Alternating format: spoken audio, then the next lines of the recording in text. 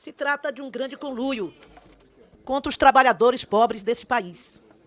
Eu vi há pouco até um deputado dizer que o MST era tão forte que até deputado elegia, como se fosse alguma coisa absolutamente condenável os movimentos sociais buscarem ter representação no parlamento.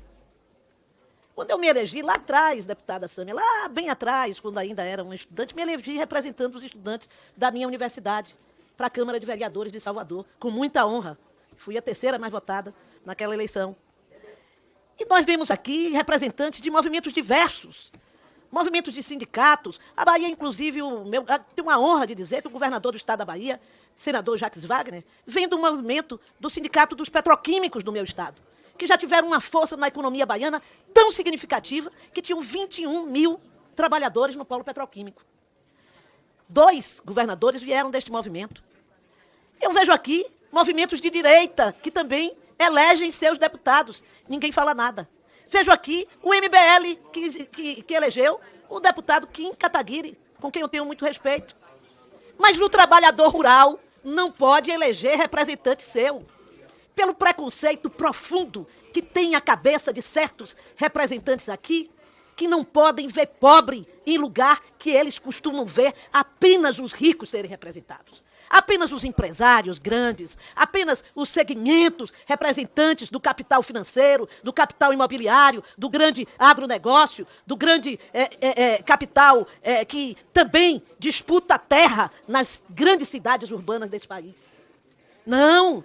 Crime é trabalhador rural sentar nesta cadeira para ser representante do povo brasileiro. Aí não pode. Aí é um absurdo. Aí deve ter alguma coisa por trás que impede, que está levando a que os trabalhadores tenham acesso aqui.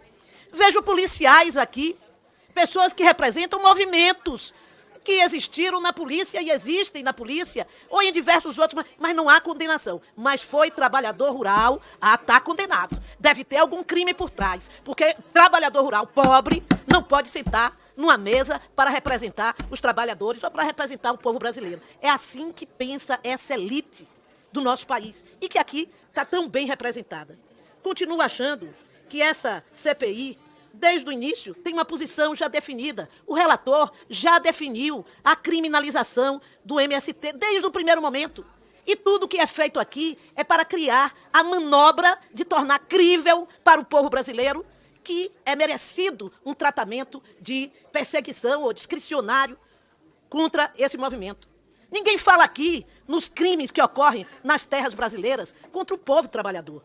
A pedido da Procuradoria-Geral da República, a terceira seção do Superior Tribunal de Justiça determinou a transferência para a Justiça Federal, senhor presidente, de 6 inquéritos relativos a crimes de homicídio praticado contra líderes de trabalhadores rurais e outras pessoas que denunciaram grilagens de terra e exploração ilegal de madeira em Rondônia. Ao deferir parcialmente o incidente de deslocamento de competência proposto pela PGR, o colegiado considerou estarem presentes nos 6 inquéritos os requisitos cumulativos que autorizam a medida grave: violação de direitos humanos, possibilidade de responsabilização do Brasil em razão de tratados internacionais assinados pelo país, incapacidade de apuração dos fatos pelas autoridades estaduais. Se referem à morte de 8 pessoas: Renato Natan Gonçalves, Gilson Gonçalves, Elcio Machado, Dirana Nink, Gilberto Tiago Brandão, Isaac Dias Ferreira, Edilene Mateus Porto, Daniel Roberto Estivani.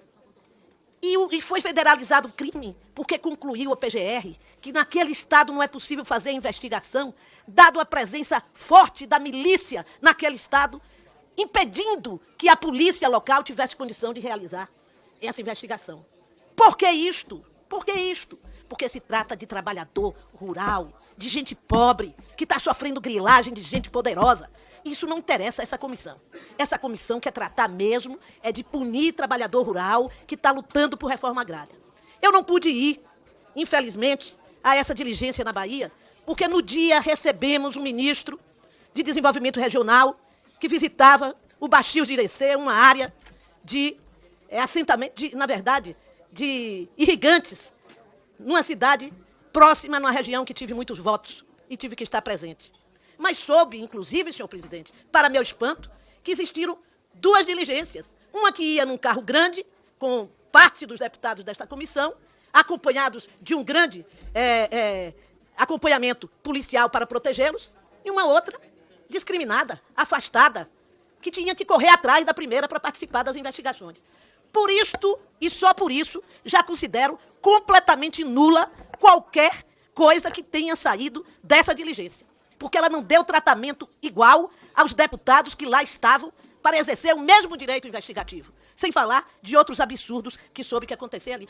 Claro que vou querer ouvir outra versão para ver qual é a verdadeira. Não é? Mas esta condição precisa ser explicada a esta comissão.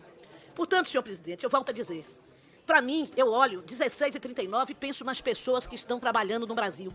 Homens e mulheres no comércio, nas fábricas, trabalhadores rurais, urbanos, que eventualmente ligam a televisão e se espantam com o que ouvem aqui nessa comissão. Esse ambiente tóxico de agressividade, de xingamentos, esse ambiente de palhaçadas, de pessoas rindo para cima e para baixo, fazendo piadas, e o povo trabalhador pensando o que é que esses deputados estão fazendo em Brasília, que não estão trabalhando de fato, porque isto aqui, desta forma, é realmente um achincalhe contra aqueles que trabalham nesse país o dia inteiro. E é por isso que, desde o primeiro dia, falo que o clima que reina aqui é um clima que envergonha o parlamento brasileiro. Envergonha o parlamento brasileiro. E eu lamento isso, porque sou membro desse parlamento. Não gosto quando falo mal do parlamento brasileiro fora daqui. Tento mostrar que nós trabalhamos para representar o povo brasileiro. Mas não é esse o clima que, ligando a televisão, se vê, neste momento, acontecer nesta comissão. Portanto, senhor presidente, em nome da liderança do PSB, eu quero mais uma vez me colocar a favor dos trabalhadores rurais desse país, daqueles que estão sendo expulsos da terra pela grilagem ilegal dos poderosos e que não conseguem sequer acessar a justiça, morrem diariamente, cotidianamente, fruto dessa violência praticada pelo grande capital em terras brasileiras. Reforma agrária, sim, para dividir as terras de forma mais democrática e fazer a produção também mais democrática de terra no nosso país, para desenvolver o país como diversos outros países capitalistas se desenvolveram corretamente a partir da realização da reforma agrária. Tanto eu agradeço a Vossa Excelência ter respeitado, obviamente, o regimento me passando a liderança, mas quero dizer que, infelizmente, os momentos que passamos aqui nesta comissão, às vezes nos dá a sensação de um contratrabalho, de uma coisa que não progride. Ok, obrigado, deputada.